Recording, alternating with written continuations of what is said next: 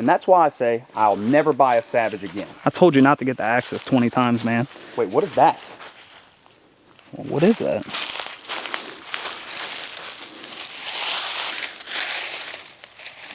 Oh my God. What is that? Echelon.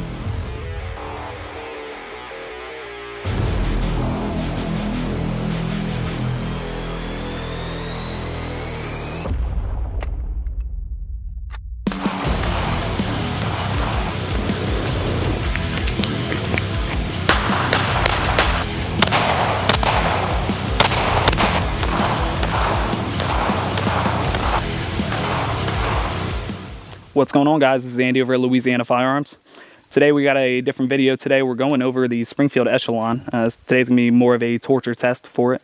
And we already got a good 500 rounds through the gun and had a blast shooting it because it's our first time putting our hands on it. And the thing actually has some pretty nice recoil and good handling.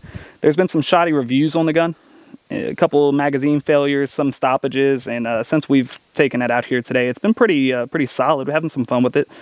But today's video, we got a special guest, another co-host of ours. This is Drake. He's been working over at Louisiana Firearms with us for the past about 2 years now, basically when I started. And we both sold this gun a couple times already, and we've been selling Springfield since we basically started. So we're both excited to shoot it. How did you feel about it? Yeah, man, I think it handled pretty well. We got it equipped with an RMR. Comes with some pretty nice sights, a little surefire. Want to break it in a little bit more today. I want to say that, like he was saying about the recoil mitigation, it shot very flat. It did start to get hot very fast, though. It did get very hot. So we got some gloves to handle that.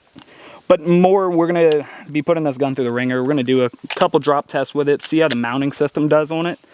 We're going to throw it in some Louisiana swamp mud, because that's what we're known for, and see if that actually kills the gun, because that's usually what it does, is when you throw it in the swamp mud. And it's got a little bit different internal features, which we'll go over, but it's reminiscent of the SIG P320 fire control unit, but it's known as the COG on this gun. But so that's the serialized unit in the gun, compared to just the frame being serialized. So a very modular gun, but you notice whenever you start adding new design features into handguns and new platforms, that's when you start losing the reliability compared to the standard Glock 17 everybody's been using for years on design. So yeah, super excited to see how this gun performs. Hopefully it'll last the 1,000 rounds we basically have set aside for it. So let's see. For the first time on the channel, we got our first sponsor. Super psyched about this one. What is it, Jason? Sonic Ocean Water. Sonic Ocean Water. Ocean water! Best drink of the century. Y'all need to try it. Get it on your way home. Okay, we're gonna go over some of the controls on this firearm. Me and Drake are gonna go over and talk about it. What this gun's done a little different than most other platforms, and they may have done it better. We just still need to wait a little bit, see if there's any failure points on it, and see if we have any failure points while we're out here doing the torture test on the firearm. But they have a VIS system. It's a variable interface system, which allows this slide to house or use over 30 different red dots on this firearm. And one of my favorite things about it is it doesn't require a plate. You're just direct mounting these optics to the slide. So if I were to take this off and show you, there's basically a bunch of, looks like a pegboard. Peg me? Stop it. Get some help. There's a pegboard on the top of this slide where you can change where all these studs basically are, all the posts are, and get this optic low, direct mounted to the slide. And you can use your factory sights to co-witness through the optic for most optics, other than like the Delta Point Pro, because it sits so high, acro and stuff like that. Right. So I absolutely love the mounting system on here. I think they did a great job for the red dots. I just really hope it works out, because I do notice there's a little gap between the front and the back of the RMR, so it's mainly just sitting on the screw post and the post on the slide. So hopefully it doesn't have any wear and tear on the optic, and it doesn't go flying off and hit me in the face under recoil. Right, so one thing that Springfield has always done very well is they make sure that they stipple the absolute hell out of what they have, which whenever you go and you reach your index point, you grip a firearm, if it feels comfortable, feels like it's not going to jump out of your hands like a rabid otter that just decided to low crawl through the freaking water and come out, right? It feels good. Even the magazine release is stippled all the way up to even the guide rod, right? So they have all the extra stippling on it to where your grip and your posture on the firearm has a great purchase for what you're trying to do. And it does come with adjustable back pads, which is nice. Another thing that we all can agree on is that the trigger on this is phenomenal. So from the factory, with this being said, you start working through it. And one thing that I've noticed is you have a solid wall, which a lot of triggers have a gummy wall. So once you break that wall, you're there. Your travel's not too far. Once you hit that, you're back in that second stage, just working your way through. So overall, I'd say that those ergonomics and trigger mechanisms that it has is phenomenal. Yeah, so the slide comes in with a really aggressive, just kind of like X cuts on a staccato, or you go and get your Glock cut. I feel like it's very Walther PDP. Yeah, slide. It's very, very reminiscent of that. So we can say that most people pay to get this done aftermarket, and it comes with that, right? So with the ability to have a better grip, to where you can go and do your press checks, or you can go and rack your slide back, different things like that, is going to be stuff that adds up. And I even forgot to mention the undercuts, right? So whenever you stipple your gun, 9 times out of 10, you're going to put undercuts to get a better grip. So overall, I'm very impressed with the way it feels. As soon as it hits my first index point, it feels great in the hand. That's what she said. Now on the internals of this firearm, they did something very similar to what the SIG P320 did, which is they have a serialized fire control unit inside of the gun. They call it their COG system. Not saying it's a rip-off of the SIG, but hopefully it does as well as the SIG did in that market, and hopefully it doesn't have any reliability issues that SIG's kind of having come out as of late. What do you mean? That wasn't a dig, I promise. Bang. I love SIG. Just don't carry it pointing at your nuts. That's what I'm saying. Don't conceal carry. Hey. Just Okay. don't put it in the wrong holster. That's it. Okay. Actually put it in the holster. Put it in the holster all the way. All the way in the holster. Yeah. Just the M17. Yeah. And then turning the frogs gay. I don't like them putting chemicals in the water that turn the friggin' frogs gay. All right. Birds aren't real. So the fact that it has a serialized fire control unit in the firearm, it allows it to be a lot more modular, which is very similar to SIG P320. They have a numerous amount of frames you can order from dealer, distributor, or even SIG's website to have different frames personalized to you. Yep. You know, because some people like the really aggressive stippled or even metal grips, and some people like the classic polymer stipple grip. So having options is great, especially in a handgun, because you can make it your own, which I like. That's a big deal to me, you know. And as long as you can retain the reliability on the firearm, I'll be happy.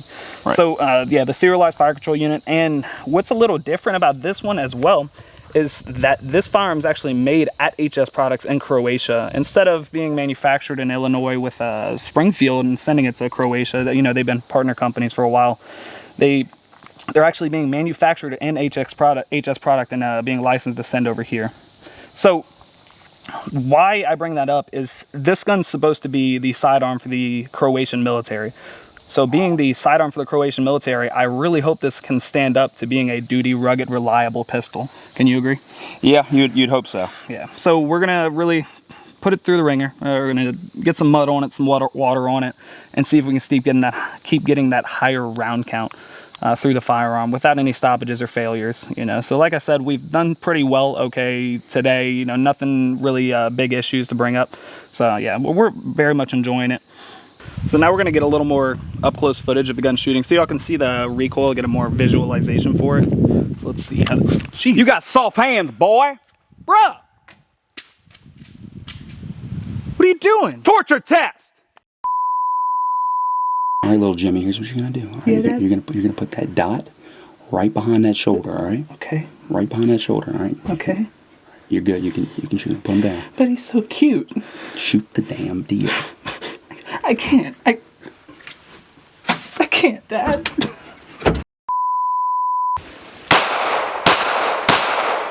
Oh. Oh! Ew! Dude! What the fuck? Ooh. Now we're gonna try a little dirt in the gun. There's still spit on this, bro. Nasty. Jeez. All right, let's get a little dirt. All right. Let's just see. Just a nice little bed of dirt, and just pack it in a little bit. Mm-hmm. Just, shh, go to sleep. And then on the other side, a little bit of dirt. Pack it in. All right. Nice little camo on there.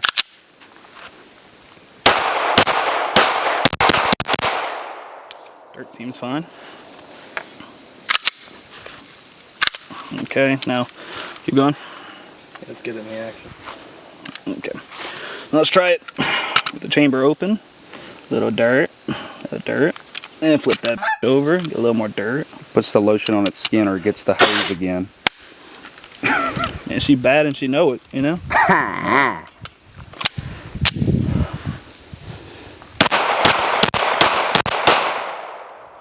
It's pretty impressive.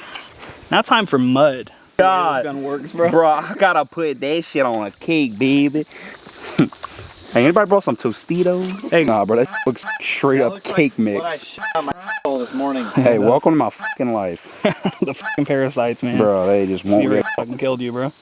Alright, so we're about to do the water test on this here gun. So, let's go and get it nice and wet. Oh. Uh-oh. Uh-oh. Stinky. Oops. Well, now we got to test and see if it works. So, oh, dude, she's thick. All right. All right, here we go.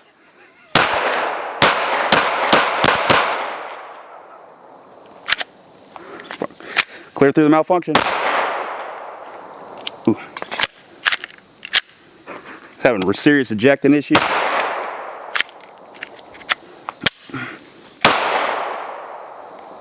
Oh. Yep.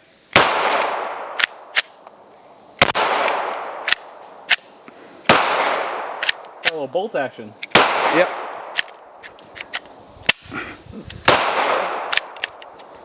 Well, the mud broke it a little bit. There's mud all over you. I dirty. Mom! Mom, I threw up. Mom, I threw up. Mom, I made mess. Can I come out? Uh-oh, stinky. So how far do you live from here? Oh, I'm right at the city. Oh, okay. So you're like 5, 6, 8, 10, 20, 30, 45 minutes out of... Yeah. Nobody knows that. 90% of the time, I have no idea what the fuck I'm talking about. Okay. So she's very caked up. Usually my favorite, but... Damn, boy, he's thick. Boy, that's a thick ass ball. Not in this sense. Let's see if some water will cure it. I doubt it, but... Let's see. Ew. Magazine, please.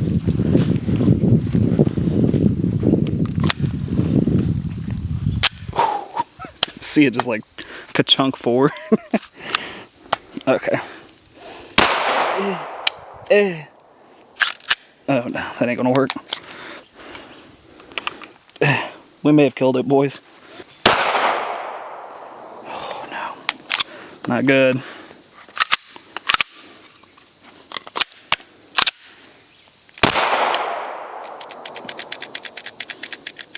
What do I do?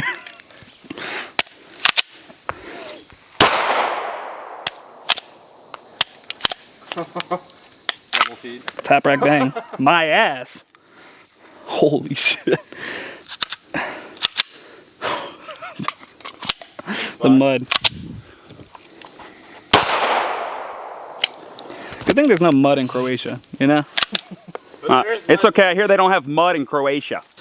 Okay, so after putting a significant amount of water through the firearm, I mean, it took about 3-4 minutes, but I think we got it not seized up anymore. We should have it shooting now, so let's see.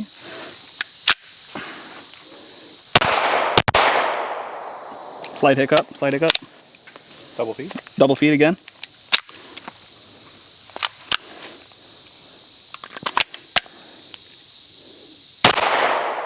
Never mind, it doesn't work, but